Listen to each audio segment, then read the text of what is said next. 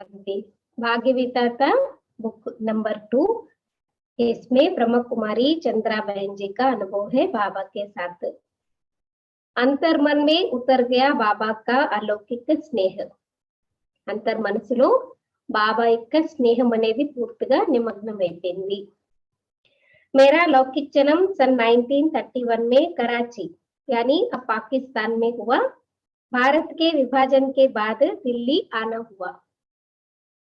చంద్ర దీది యొక్క లౌకిక జన్మ 1931 లో కరాచీలో అంటే సింధ్ హైదరాబాద్ లో జరిగిందన్నమాట। భారతదేశం యొక్క విభజన అయిపోయిన తర్వాత ఢిల్లీకి వచ్చేసారు। అంటే 1947 తర్వాత ఢిల్లీకి వచ్చేసారు। अनन्य भक्तों की जीवन गाथा पढ़ने पर मन में तीव्र लालसा उठती थी कि मैं भी प्रभु मिलन का अनुभव करूं और उनका साक्षात्कार करूं। उसके लिए मैं देवी देवताओं की पूजा करना तथा व्रत करना आवश्यक समझती थी। सदा मन में प्रभु मिलन की अभिलाषा बनी रहती थी और उसे पाने के लिए कठिन त्याग तपस्या करने को तैयार थी। అంటే ఎంతో మంది భక్తుల యొక్క స్టోరీలు అవన్నీ కూడా వింటూ వచ్చేవారంట। అయితే చాలా అన్నమాట ప్రభువుని కలుసుకోవాలి అనే కోరిక ఉత్పన్నమవుతూ వచ్చేదన్నమాట। అయితే వాళ్ళ సాక్షాత్కారాలు చేసుకోవాలి అని చెప్పేసి ఏం చేసేవారు, ఎక్కువగా దేవి దేవతల పూజలు చేయడము, వ్రతాలు అవి చేయడము, ఇంకా ఎలాంటి త్యాగము తపస్సు చేయడానికైనా రెడీగా ఉండేవారంట। పరమాత్మ ప్రాప్తి గురించి లేకపోతే మంచి మంచి సాక్షాత్కారాలు చేసుకోవాలి అని చెప్పేసి। कराची में जब वो मंडली की स्थापना हुई थी तो हमारे माता पिता उसमें रुचि से जाते थे। इसके बाद भारत में सन 1954 में दिल्ली में भी ब्रह्म कुमारी बहनें हमारे यहाँ आती थी। కరాచీలో ఉన్నప్పుడు అన్నమాట ఓం మండలి స్థాపన అయినప్పుడు వాళ్ళ అమ్మ నాన్న చాలా ఇంట్రెస్ట్ గా వెళ్ళేవారు అనమాట। ఆ తర్వాత ఇండియాకు వచ్చేసిన తర్వాత 1954 లో ఢిల్లీలో బ్రహ్మకుమారి అక్కయ్యలు అనమాట వీళ్ళ దగ్గరికి వచ్చేవారు। बाद में घर के समीप विनय नगर में सेवा केंद्र खुला तो माता पिता के साथ लौकिक बहन मोहिनी भी जो अभी अमेरिका में ईश्वरीय सेवा पर उपस्थित है जाने लगी। उनके जीवन में विशेष परिवर्तन देखकर मुझे लगा कि मैं भी वहां जाकर जीवन को श्रेष्ठ बनाऊं। అయితే ఢిల్లీ షిఫ్ట్ అయిపోయిన తర్వాత వీళ్ళింటి దగ్గరలో అన్నమాట వినయ్ నగర్ లో సేవా కేంద్రము తెరవబడ్డం జరిగింది। వాళ్ళ అమ్మ నాన్నతో పాటు మోహిని దీది కూడా వెళ్ళేవారంట। మోహిని దీది అంటే ఇప్పుడు ఎవరైతే అమెరికాలో ఈశ్వరీయ సేవలో ఉన్నారో ఆ దీది అన్నమాట। అయితే తన జీవితంలో వచ్చినటువంటి పరివర్తనను చూసి ఈ దీది గారికి కూడా చంద్రా బహన్ గారికి కూడా నేను కూడా నా జీవితాన్ని అంత శ్రేష్టంగా చేసుకోవాలి అని చెప్పేసి ప్రేరణ కలిగింది। लौकिक पढ़ाई पढ़ते पढ़ते मैं सेवा केंद्र पर भी जाने लगी। वहां मुरली अर्थात परमात्मा के महावाक्य सुनते सुनते मेरी रुचि बढ़ गई। जीवन में अलौकिक खुशी की अनुभूति होने लगी। అంటే లౌకిక చదువు కూడా చదువుకుంటూ సేవా కేంద్రానికి వెళ్ళేవాడు, మురళి వినేవారు, ఇంకా ఈశ్వరి చదువు పైన చాలా అన్నమాట ఆసక్తి కలిగేది। प्रथम मुलाकात बाबा से सन 1962 में मुझे माउंट आबू जाने का परम सौभाग्य प्राप्त हुआ, जहां पिताश्री ब्रह्मा और उनके तन में प्रविष्ट निराकार शिव से सम्मुख भेंट हुई। बाबा ने मुझे स्नेह भरी दृष्टि दी।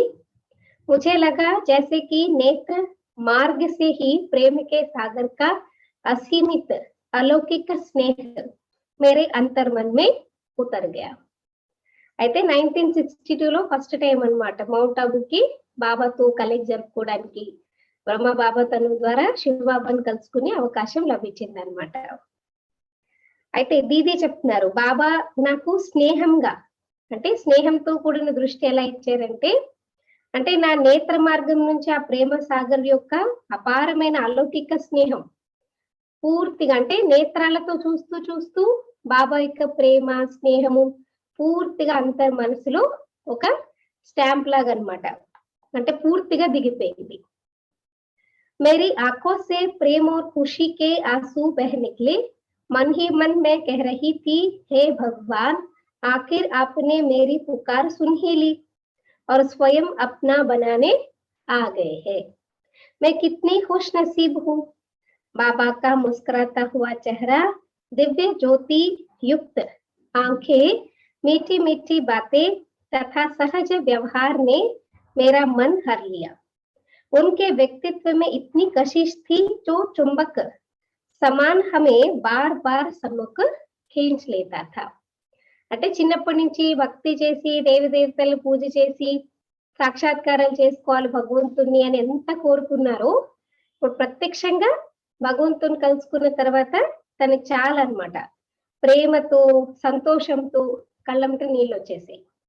అంటే మనసులోనే అనుకుని ఉన్నారనమాట, ఓ భగవంతుడా, ఆఖరికి నా పిలుపుని నువ్వు విన్నావు, స్వయంగా నన్ను నీ వారిగా చేసుకోవడానికి నువ్వు వచ్చేసావు అని చెప్పేసి. అంటే నేను ఎంత సంతోషకరమైన అదృష్టం ఉన్న దానిని, బాబా యొక్క చిరునవ్వు, ఆ ముఖము, దివ్య జ్యోతితో ఉన్నటువంటి కళ్ళు, మధురాతి మధురమైన విషయాలు, ఇంకా సహజమైన వ్యవహారం అంతా కూడా మనసుని దోచుకున్నాయి అని చెప్తున్నారు. అంటే ఒక మ్యాగ్నెట్ ఎలా ఆకర్షిస్తుందో అలా పదే పదే బాబా వైపుకి, బాబా దగ్గరికి వెళ్ళాలి అని ఆకర్షణ కలిగేదన్నమాట. बाबा के संग बीते उन कुछ दिनों में ही बाबा को अति निकट से देखने का सुअवसर मिला। आज भी अतीत की वे स्मृतियां जब तब ताजी हो जाती है.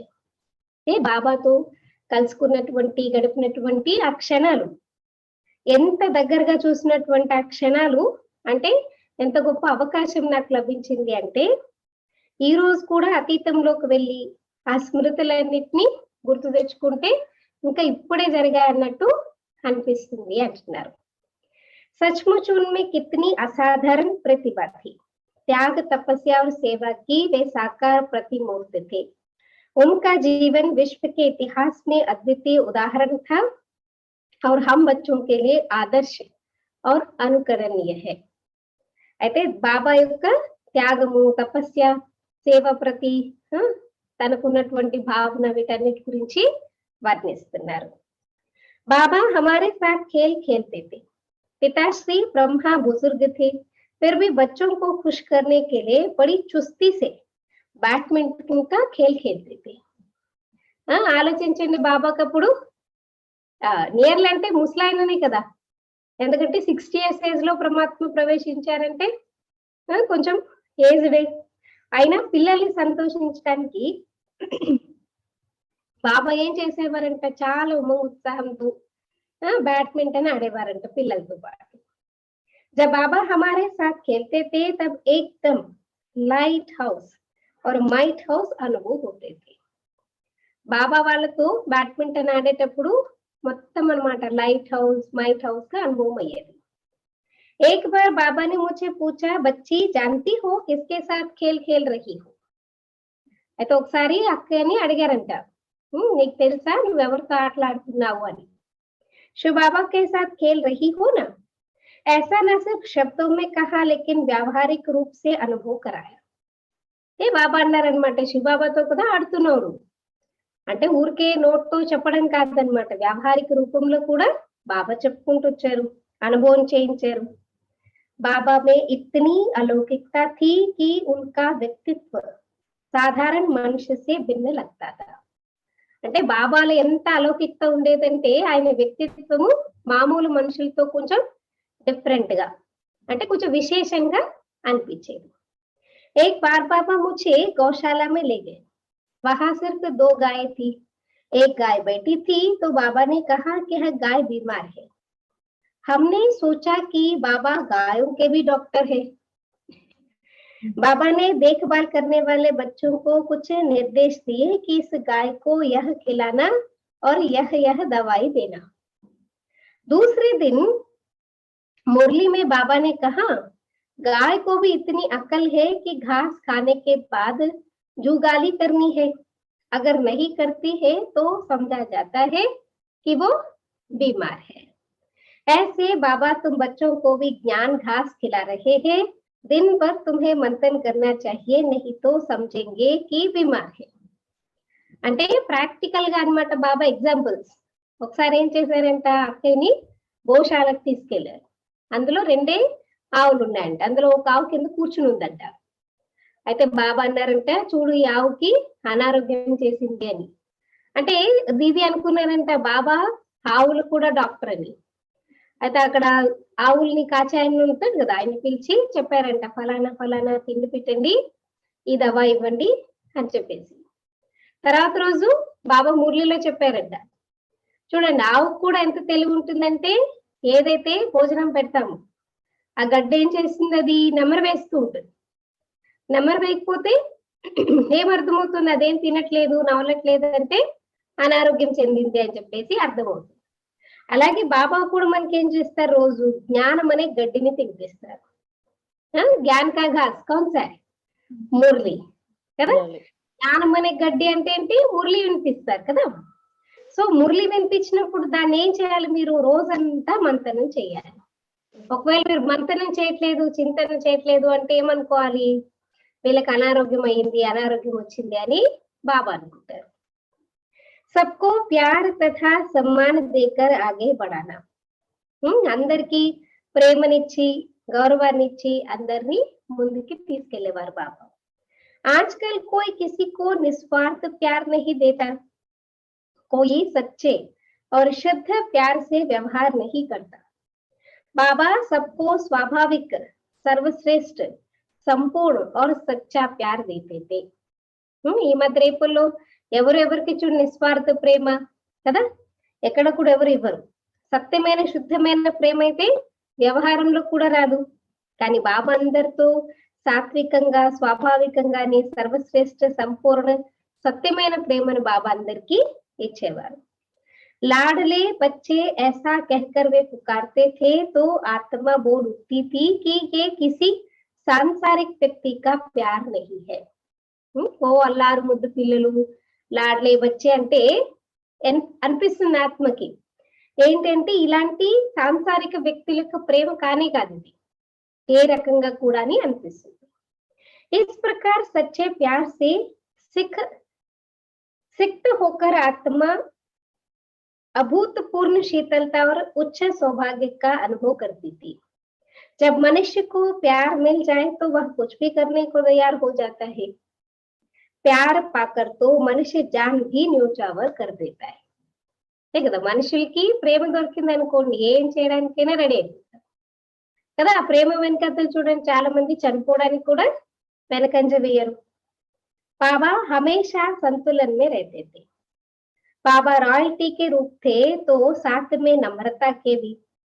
समस्त विश्व में वर्तमान समय प्रजापिता ब्रह्मा तथा भविष्य में श्री नारायण रूपी सर्वोच्च पद के अधिकारी होते हुए भी उन्हें मिथ्या गर्व छू तक ना सका था.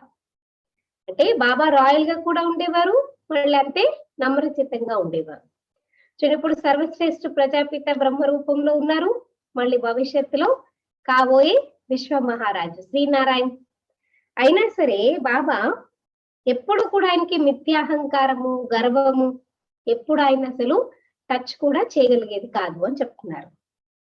हम देखते हैं कि किसी किसी को अच्छी बुद्धि होने का, अच्छा भाषण करने का, अच्छी सेवा करने का, निमित्त बनने का अहंकार रहता है, अहम रहता है. लेकिन बाबा कहते थे कि जो निमित्त भाव से भी ऊपर चले जाते हैं वे महान कार्य कर सकते.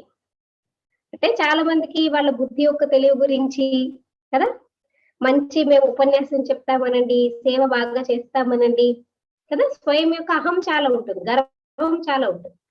కానీ బాబా అనేవారు అనమాట, ఎవరైతే నిమిత్త భావానికి కూడా అతీతంగా అయిపోతారు వాళ్ళు చాలా మంచి సేవని చేయగలుగుతారు అని. विदेश सेवा में मेरा पाठ. दिल्ली में कुछ वर्ष सेवा करने के बाद मैं लंदन, अमेरिका, कनाडा आदि देशों में बाबा की सेवार्थ निमित्त बनी.